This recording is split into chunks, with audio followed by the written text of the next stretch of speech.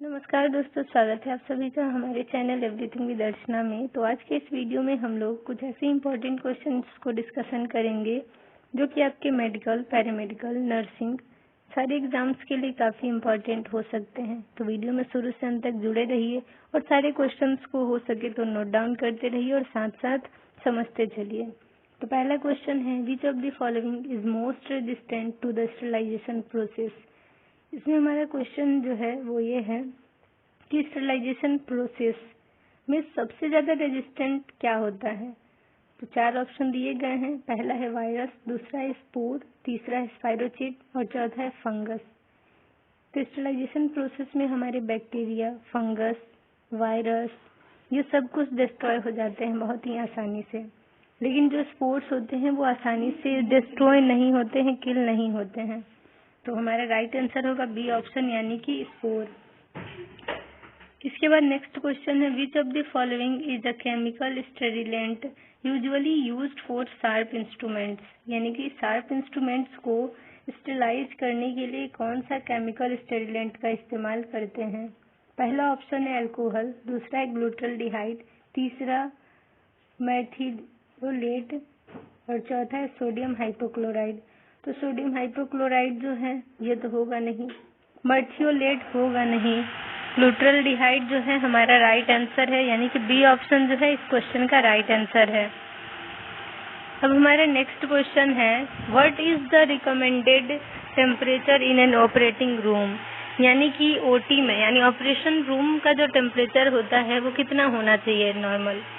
तो पहला ऑप्शन है 15 to 19 डिग्री सेल्सियस, दूसरा है 20 to 24 डिग्री सेल्सियस, तीसरा है 25 to 29 डिग्री सेल्सियस और जो फोर्थ ऑप्शन है वो है 30 to 34 degree Celsius. Right answer होगा बी ऑप्शन, यानी 20 से 24 के बीच में हमारा टेम्परेचर होना चाहिए ओटी रूम का। नेक्स्ट क्वेश्चन है, which of the following increases air contamination in the operating room. Operation room में यानी जो ओटी होता है उसमें एयर कंटामिनेशन को क्या बढ़ा देता है। ठीक है, कौन सा ऐसा कारण है जिसके चलते एयर कंटामिनेशन जो है बढ़ जाता है। पहला है restricting air traffic in and out, दूसरा है डैम्प डस्टिंग विद जर्मिसाइडल सॉल्यूशन, तीसरा है maintaining air pressure lower than the outside hall, चौथा ऑप्शन है यूजिंग न्यूमेटिक सर्जिकल इक्विपमेंट। तो हमारा जो राइट आंसर होगा वो होगा सी ऑप्शन, यानी कि एयर प्रेशर अगर कम होगा तो अगर ओटी का एयर प्रेशर बाहर की तुलना में कम होगा तो ये एयर कंटामिनेशन को बढ़ावा देगा। तो राइट आंसर होगा सी ऑप्शन, यानी कि maintaining air pressure lower than the outside hall. अब हमारा नेक्स्ट क्वेश्चन है, which of the following is not a symptom of shock. यानी शॉक का इनमें से कौन सा लक्षण नहीं होगा। पहला है टैकीकार्डिया, दूसरा है हाइपरटेंशन, तीसरा है कोल्ड क्लैमी स्किन, चौथा है इंक्रीज्ड रेस्पिरेशन। राइट आंसर होगा बी ऑप्शन, यानी कि हाइपरटेंशन। कभी भी शॉक होता है तो ब्लड प्रेशर डाउन हो जाता है, तो हाइपरटेंशन लक्षण नहीं है। नेक्स्ट क्वेश्चन है, surgical removal of the uterus is called. बच्चेदानी को ऑपरेशन के द्वारा निकालना जो होता है वो क्या कहलाता है। पहला है गैस्ट्रेक्टमी, दूसरा कोल्सिस्टेक्टमी, तीसरा कोलेक्टमी, चौथा हिस्टेक्टमी। राइट आंसर होगा डी ऑप्शन, यानी कि हिस्टेक्टमी। नेक्स्ट क्वेश्चन है, an example of an opioid analgesic is. Opioid analgesic का एग्जाम्पल इन चारों में से कौन सा है। पहला ऑप्शन है एस्पिरिन, दूसरा एसिटामिनोफेन, तीसरा आइबुप्रोफेन, चौथा है फेंटानिल। तो स्ट्रॉन्ग ओपियोड एनाल्जेसिक में देखें तो हमारा राइट आंसर होगा डी ऑप्शन, यानी कि फेंटानिल। तो फेंटानिल एक ओपियोड एनाल्जेसिक है। अब हमारा नेक्स्ट क्वेश्चन है, gamma knife is used in surgery of. Gamma knife का इस्तेमाल किसके सर्जरी में करते हैं। पहला एब्डोमेन, दूसरा ब्रेन, तीसरा लंग्स, चौथा हार्ट। तो जब ब्रेन की सर्जरी होती है तो गामा नाइफ का इस्तेमाल किया जाता है। System of storage and transport of vaccine at low temperature from the manufacturer to actual vaccination the site is called. यानी कि वैक्सीन को लो टेम्परेचर पे स्टोर किया जाता है, ट्रांसपोर्ट किया जाता है एक जगह से दूसरे जगह में, तो ये साइट क्या कहलाता है? तो पहला है कोल्ड चेन, दूसरा डीप फ्रिज, तीसरा कोल्ड रूम और चौथा है वैक्सीन कंटेनर। राइट आंसर होगा ए ऑप्शन, यानी कि कोल्ड चेन। अब हमारा नेक्स्ट क्वेश्चन है, Mantoux test is done to diagnose. Mantoux test जो है वो किसके डायग्नोसिस के लिए करते हैं, किस बीमारी के डायग्नोसिस के लिए? तो पहला है डिप्थेरिया, दूसरा है एड्स, तीसरा है ट्यूबरक्यूलोसिस, चौथा है मिजल्स। तो टीबी के यानी ट्यूबरक्यूलोसिस के जांच के लिए हम लोग मैनटॉक्स टेस्ट करवाते हैं। इसमें ट्यूबरक्यूलिन नामक इंजेक्शन जो है इंट्राडर्मली इंजेक्ट करते हैं और 72 घंटों के लिए इंतजार करते हैं। अगर वहाँ पे वो लंप दिखाई दिया, वहाँ पे एक स्वेलन अगर आपको दिखाई देता है वहाँ सूजा हुआ, तो समझिए कि मैनटॉक्स टेस्ट पॉजिटिव है और इसमें ट्यूबरक्यूलोसिस है उस इंसान को। अब हमारा नेक्स्ट क्वेश्चन है, the term that refers to the presence of stone in the urinary track is.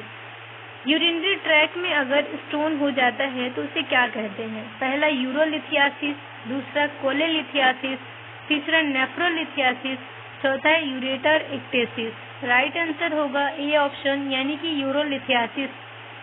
जब हमारे यूरिनरी ट्रैक में स्टोन हो जाता है तो उसे हम लोग यूरोलिथियासिस कहते हैं। कोलेलिथियासिस कब कहेंगे? जब हमारे गॉल ब्लैडर में स्टोन हो जाएगा तब। नेफ्रोलिथियासिस कब कहेंगे? जब स्टोन हमारे किडनी में हो जाएगा तब। नेक्स्ट क्वेश्चन है, surgical removal of the entire lung is called. पूरे लंग्स को, पूरे फेफड़े को ऑपरेशन के द्वारा निकाला जाएगा तो उसे क्या कहते हैं? तो पहला है लोबेक्टमी, दूसरा न्यूमोनेक्टमी, तीसरा प्लूरेक्टमी, चौथा सिगमेंटेक्टमी। राइट आंसर होगा इसमें न्यूमोनेक्टमी, यानी B option is the right answer of this question. Pneumonectomy क्या है? तो surgical removal of the entire lung. Next question हमारा है, tiny air sacs in the lungs. हमारे फेफड़ों में छोटे छोटे बैलून के आकार का गुब्बारे की तरह छोटे छोटे स्ट्रक्चर होते हैं, उन्हें क्या कहते हैं? पहला ब्रोंकस, दूसरा ब्रोंकियोल्स, तीसरा एल्वियोली और चौथा है ग्लॉटिस। तो राइट आंसर होगा सी ऑप्शन, यानी कि एल्वियोली, जहाँ पे गैसियस एक्सचेंज हुआ करते हैं। नेक्स्ट क्वेश्चन है, antibiotic drug invented by Alexander Fleming. कौन सा ऐसा एंटीबायोटिक है जो कि अलेक्जेंडर फ्लेमिंग ने खोज किया था, उसका आविष्कार किया था? तो पहला है सेफालोस्पोरिन, दूसरा पेनिसिलिन, तीसरा एमाइनो ग्लाइकोसाइड्स, चौथा नॉन ऑफ द एबव। तो राइट आंसर होगा बी ऑप्शन, यानी कि पेनिसिलिन नामक एंटीबायोटिक का खोज अलेक्जेंडर फ्लेमिंग ने किया था। नेक्स्ट क्वेश्चन है हमारा, reduced level of sodium in the blood causes an electrolyte imbalance called. Sodium की कमी जब हमारे ब्लड में हो जाएगी तो उसे हम क्या कहेंगे? पहला ऑप्शन है हाइपोवोलेमिया, दूसरा हाइपोनेट्रीमिया, तीसरा हाइपोकैलीमिया, चौथा हाइपोकैल्सीमिया। तो राइट आंसर होगा बी ऑप्शन, यानी कि सोडियम की कमी को हाइपोनेट्रीमिया कहेंगे। इसके बाद हमारा नेक्स्ट क्वेश्चन है, bluish discolouration of the skin and mucous membrane. हमारा शरीर जब नीला पड़ जाता है तो उसे क्या कहते हैं? पहला ऑप्शन है साइनोसिस, दूसरा इकाइमोसिस, तीसरा इस्कीमिक, चौथा इराइथेमा। तो राइट आंसर होगा साइनोसिस, जिसमें हमारा शरीर जो है वो नीला पड़ जाता है। कैसा? तो नीला पड़ जाएगा, ऑक्सीजन की कमी होने से साइनोसिस होता है। अब हमारा नेक्स्ट क्वेश्चन है, low blood glucose level is called. जब हमारे शरीर में 60 mg/dl से कम हो जाएगा ग्लूकोज लेवल तो उसे हम लोग क्या कहेंगे? तो पहला है हाइपोटेंशन, दूसरा हाइपोग्लाइसेमिया, तीसरा हाइपोवोलेमिया, चौथा हाइपोक्सिएमिया। तो हाइपोक्सिएमिया तो अलग है, हाइपोवोलेमिया भी अलग है, हाइपोटेंशन भी अलग है। राइट आंसर होगा बी ऑप्शन, यानी कि हाइपोग्लाइसेमिया। हाइपोग्लाइसेमिया इसका राइट आंसर होगा, इसमें शुगर लेवल जो है वो 60 mg/dl से कम हो जाएगा। अब हमारा नेक्स्ट क्वेश्चन है, the process of removing all the micro organisms along with their spores is called. ऐसा प्रोसेस जिसमें माइक्रो ऑर्गेनिज्म को उसके स्पोर्स के साथ किल कर दिया जाता है, डिस्ट्रॉय कर दिया जाता है, इसे हम लोग क्या कहते हैं? पहला है डिसइंफेक्शन, दूसरा है फ्यूमिगेशन, तीसरा है स्टेरिलाइजेशन, चौथा है आइसोलेशन। राइट आंसर होगा सी ऑप्शन, यानी कि स्टेरिलाइजेशन। अब हमारे कुछ इम्पोर्टेंट क्वेश्चन हैं ये सारे, जो कि फिल इन द ब्लैंक्स यानी फिलअप के फॉर्म में आएंगे, एमसीक्यू के फॉर्म में भी आ सकते हैं।